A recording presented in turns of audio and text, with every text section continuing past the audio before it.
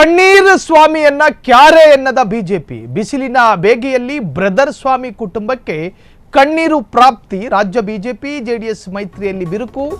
ನಾನೊಂದು ತೀರಾ ನೀನೊಂದು ತೀರಾ ಎಂಬಂತಾಗಿದೆ ಮೈತ್ರಿ ಸರ್ಕಾರ, ಮೈತ್ರಿ ಪಾರ್ಟಿಗಳು.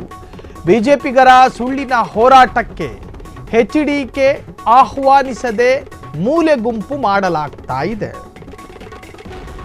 ಯಾರನ್ನ ನಂಬಿದರೂ ಬಿಜೆಪಿಯನ್ನ ನಂಬಲಾರೆ ಅಂತ ಹೇಳಿಕೊಂಡು ತಿರುಗಾಡುತ್ತಿದ್ದಂತಹ ಎಚ್.ಡಿ. ಕುಮಾರಸ್ವಾಮಿ ಕಳೆದ ಲೋಕಸಭಾ ಚುನಾವಣೆಯಲ್ಲಿ ಬಿಜೆಪಿ ಮೈತ್ರಿಯ ಒಂದಿಗೆ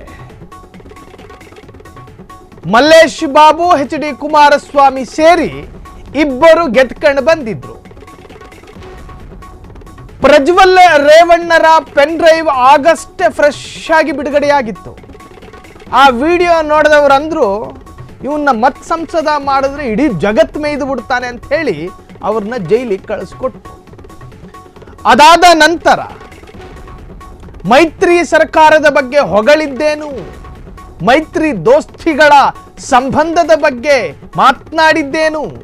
ಆದರೆ ಕಾಂಗ್ರೆಸ್ ಮುಸ್ಲಿಂ ಅಲ್ಪಸಂಖ್ಯಾತರಿಗೆ ಗುತ್ತಿಗೆದಾರರಲ್ಲಿ 4% ಕಾಂಟ್ರಾಕ್ಟರ್ 4% ಮೀಸಲಾತಿ ಕೊಟ್ಟಾಗ ಅದರ ವಿರುದ್ಧ ಮಾತನಾಡಲಿಲ್ಲ ಎಚ್.ಡಿ. ಕುಮಾರಸ್ವಾಮಿ, ಅದನ್ನು ಸಮರ್ಥನೆ ಮಾಡಿಕೊಂಡ್ರು.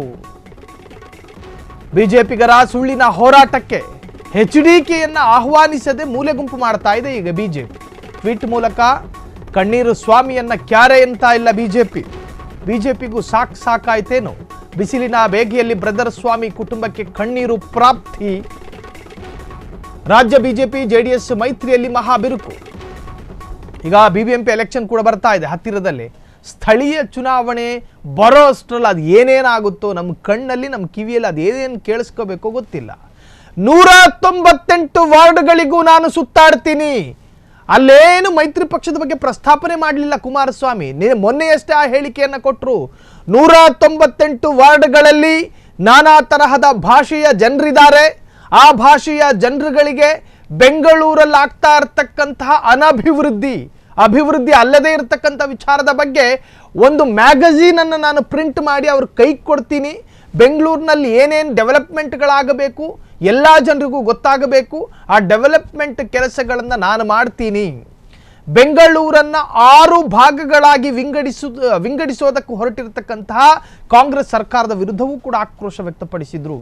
ಆದರೆ ಅವರ ಏಕಾಂಗಿ ಹೋರಾಟಕ್ಕೆ ಬಿಜೆಪಿಯ ಹೆಸರು ಕೂಡ ಅಲ್ಲಿ ಕೇಳಿ ಬಂದಿಲ್ಲ. ಕುಮಾರಸ್ವಾಮಿ ಬಾಯಿಂದ ಬಿಜೆಪಿ ಅಂತಾನೂ ಕೂಡ ಬಂದಿಲ್ಲ. 198 ವಾರ್ಡ್ಗಳಲ್ಲಿ ಪಾದಯಾತ್ರೆ ಮಾಡ್ತೀನಿ, ಆ ಹೋರಾಟಕ್ಕೆ ಸಾಥ್ ಕೊಡಿ ಅಂತೇಳಿ ಸ್ಪಷ್ಟವಾಗಿ ಕೇಳ್ಕೊಂಡ್ರು. ಆದರೆ ಆ ಏಕಾಂಗಿ ಜೆಡಿಎಸ್ನ ಹೋರಾಟ ಮಾತ್ರ ಆಗಿರುತ್ತಾ ಎನ್ನುವಂತಹದ್ದೇ ಬಹಳಷ್ಟು ಕ್ಯೂರಿಯಾಸಿಟಿ. ಬಣಬಡಿದಾಟದಿಂದ ಬಾಡಿದೆ ಕಮಲ, ಮುಂದೆ ದಳಗಳು ಉದುರಿ ಒಣಗಿದ ಕಡ್ಡಿಯೊಂದೇ ಉಳಿಯೋದು.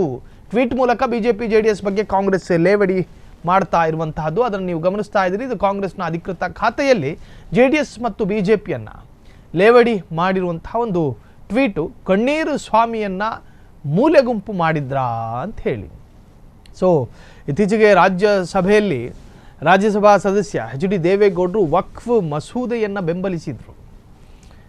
ಬಿಲ್ ಪಾಸ್ ಆಯ್ತಲ್ಲ, ಆ ಬಿಲ್ ಪಾಸಿಗೂ ಕೂಡ ಎಚ್.ಡಿ. ದೇವೇಗೌಡರು ಬೆಂಬಲವನ್ನು ವ್ಯಕ್ತಪಡಿಸಿದರು. ಒಂದು ಕಾಲದಲ್ಲಿ ನಾನು ಮುಂದಿನ ಜನ್ಮ ಹೊಂದಿದ್ರೆ ಮುಸ್ಲಿಂ ಆಗಿ ಹುಡ್ತೀನಿ ಅಂತ ಹೇಳಿದ್ದಂಥ ಎಚ್.ಡಿ. ದೇವೇಗೌಡರು ವಕ್ಫ್ ಮಸೂದೆಗೆ ಬೆಂಬಲವನ್ನು ವ್ಯಕ್ತಪಡಿಸಿದ್ರು. ಒಟ್ಟಾರೆ ಈಗ ಜೆಡಿಎಸ್ ಮತ್ತು ಬಿಜೆಪಿ ನಡುವೆ ಬಿರುಕು ಮೂಡ್ತಾ ಇದೆಯಾ ಎನ್ನುವಂಥ ಪ್ರಶ್ನೆಗಳು ಎದುರಾಗಿದೆ. ಕ್ಷಣ ಕ್ಷಣದ ಸುದ್ದಿಗಳಿಗಾಗಿ ಫ್ರೀಡಂ ಟಿವಿ ಸಬ್ಸ್ಕ್ರೈಬ್ ಮಾಡಿ, ಲೈಕ್ ಮಾಡಿ ಹಾಗೂ ಫಾಲೋ ಮಾಡಿ. ಹೊಸ ಸುದ್ದಿಗಳ ನೋಟಿಫಿಕೇಶನ್ಗಾಗಿ ಬೆಲ್ ಐಕಾನ್ ಮೇಲೆ ಕ್ಲಿಕ್ ಮಾಡಿ.